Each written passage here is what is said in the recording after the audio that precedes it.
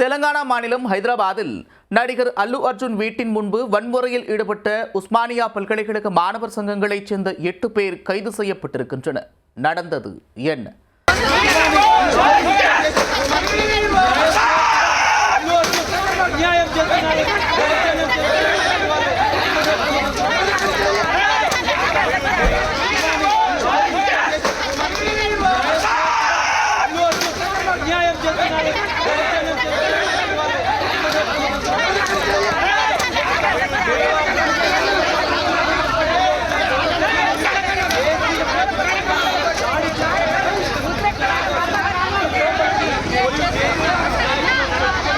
நடிகர் அல்லு அர்ஜுன் ரசிகை கூட்ட நெரிசலில் சிக்கி பலியான விவகாரம் தெலுங்கானாவில் நாளுக்கு நாள் பெரும் விஸ்வரூபம் எடுத்து வருகிறது. கைது நடவடிக்கை, அரசியல் எதிர்ப்பு போன்ற விவகாரங்களை தாண்டி தற்போது மாணவர் போராட்டமாக வெடித்துள்ளது.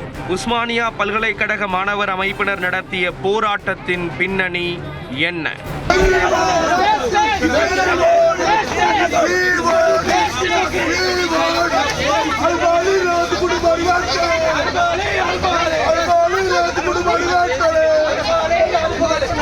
புஷ்பா 2 திரைப்படம் திரைக்கு வந்த நாளன்று ஹைதராபாத்தில் உள்ள சந்தியா தியேட்டருக்கு படத்தின் நாயகன் அல்லு அர்ஜுன் சென்றிருந்தார். அப்போது ஏற்பட்ட கூட்ட நெரிசலில் சிக்கி ரேவதி என்ற பெண் மரணமடைந்த நிலையில் அவருடைய 7 வயது மகன் படுகாயமடைந்து மூளை செயலிழந்த நிலையில் மருத்துவமனையில் சிகிச்சை பெற்று வருகிறார்.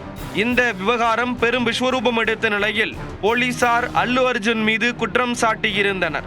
அவர் எந்த அறிவிப்பும் கொடுக்காமல் திடீரென வருகை தந்ததால் தான் கூட்ட நெரிசல் ஏற்பட்டது என்றும் தங்களால் கூட்ட நெரிசலை கட்டுப்படுத்த முடியவில்லை என்றும் குற்றம் சாட்டினர்.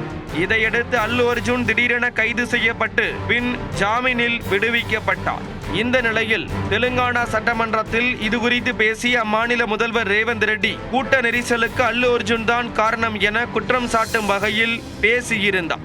திரை பிரபலங்கள் மனிதாபிமானமற்றவர்களாக இருக்கக்கூடாது என கேட்டுக்கொள்வதாகவும் தான் முதல்வராக இருக்கும் வரை இனி மாநில சிறப்பு காட்சிகளுக்கு அனுமதி இல்லை என்றும் அறிவித்திருந்தார். இதையடுத்து தெலுங்கானா முதல்வரின் கருத்துக்கள் தன்னை காயப்படுத்தியதாக அல்லு அர்ஜுன் வருத்தம் தெரிவித்திருந்தார். முதல்வருக்கு பதிலளிக்கும் வகையில் செய்தியாளர்களிடம் பேசிய அல்லு அர்ஜுன் தன்னுடைய புகழ் மற்றும் நற்பெயரை சீர்குலைக்கும் செயல்கள் நடைபெறுகின்றன என்று குற்றம் சாட்டினார்.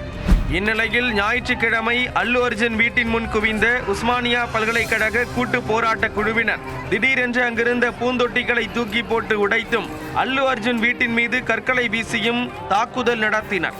அப்போது அவர்கள் ரேவதி குடும்பத்திடம் அல்லு அர்ஜுன் மன்னிப்பு கேட்க வேண்டும் என்று கோஷமிட்டனர். இதனால் அங்கு திடீரென்று பெரும் பரபரப்பு ஏற்பட்டது.